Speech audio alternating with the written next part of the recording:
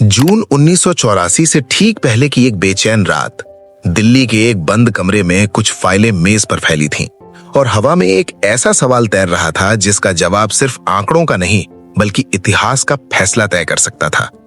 सवाल यह था कि अमृतसर के स्वर्ण मंदिर परिसर के अंदर आखिर कितने हथियार हैं और कितने लड़ाके छिपे हुए हैं, क्योंकि अगर अनुमान गलत हुआ तो सिर्फ एक सैन्य कार्रवाई नहीं बल्कि पूरे देश की शांति दांव पर लग सकती थी।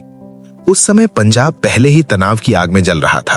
अलगाववाद और राजनीतिक अस्थिरता ने हालात को बेहद नाजुक बना दिया था।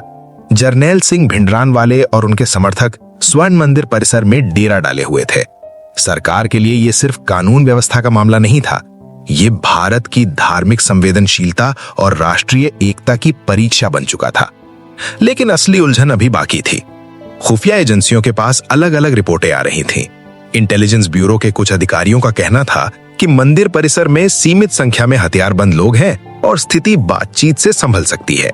लेकिन भारतीय सेना के कुछ कमांडर इससे कहीं अधिक गंभीर तस्वीर देख रहे थे। उनके अनुसार परिसर के अंदर आधुनिक हथियार, मशीन गन और मजबूत मोर्चे तैयार किए जा चुके थे और अगर कार्रवाई करनी पड़ी तो यह आसान नहीं होने वाला था। दिल्ली में बैठकों का सिलसिला तेज हो गया। नक्शे मेज पर फैलाए जाते, रेडियो संदेश सुने जाते और हर नई रिपोर्ट बहस को और उलझा देती। एक सवाल बार बार सामने आ रहा था, क्या वास्तव में परिसर के भीतर सैकड़ों लड़ाके हैं या ये संख्या उससे कहीं कम है? क्योंकि संख्या जितनी बड़ी मानी जाएगी, कार्रवाई उतनी ही कठोर और जोखिम भरी बन सकती थी और हर निर्णय के पीछे लाखों श्रद्धालुओं की भावनाएं भी जुड़ी थीं। अमृतसर में उस समय वातावरण अलग ही कहानी सुना रहा था। मंदिर के आसपास सुरक्षा बढ़ चुकी थी, लेकिन शहर की गलियों में फुसफुसाहटें चल रही थीं। लोग पूछ रहे थे, आखिर सरकार क्या करने वाली है? क्या सेना सच में अंदर जाएगी और अगर गई तो क्या होगा? इन सवालों के जवाब किसी के पास साफ नहीं थे, सिर्फ अफवाहें थीं और बढ़ता हुआ डर। दिल्ली में खुफिया फाइलों के बीच बैठे अधिकारी हर आंकड़े को बार बार परख रहे थे। एक रिपोर्ट कहती थी कि परिसर में सुरंगें बनाई गई हैं, दूसरी रिपोर्ट कहती थी कि हथियार सीमित है, लेकिन तीसरी चेतावनी देती थी कि अगर यह सब सच हुआ तो कार्रवाई करने वाले सैनिकों को कड़ी लड़ाई का सामना करना पड़ सकता है। और यही अनिश्चितता सबसे बड़ा खतरा बन रही थी।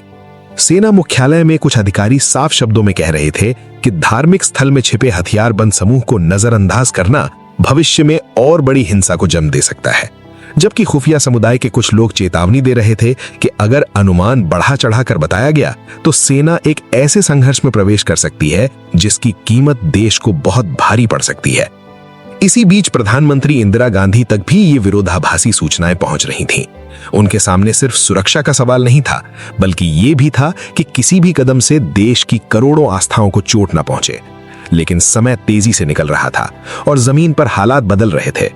जैसे जैसे दिन गुजर रहे थे, रिपोर्टों का स्वर और गंभीर होता जा रहा था।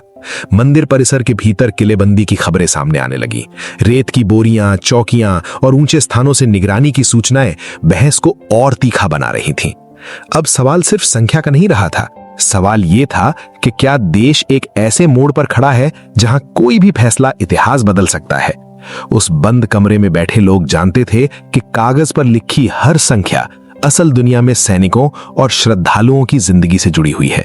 अगर आंकड़े कम निकले तो खतरा अचानक सामने आएगा और अगर ज्यादा निकले तो टकराव कहीं बड़ा रूप ले सकता है। इसी दुविधा के बीच भारत एक ऐसे निर्णय की दहलीज पर खड़ा था जहां खुफिया अनुमान और सैन्य रणनीति के बीच चल रही ये खामोश बहस दरअसल आने वाले तूफान की पहली आहट थी। क्योंकि कभी कभी इतिहास गोलियों से पहले कागज पर शुरू होता है और उस रात भारत का इतिहास भी शायद ऐसे ही एक फैसले का इंतजार कर रहा था जिसकी गूंज आने वाले वर्षों तक सुनाई देनी थी।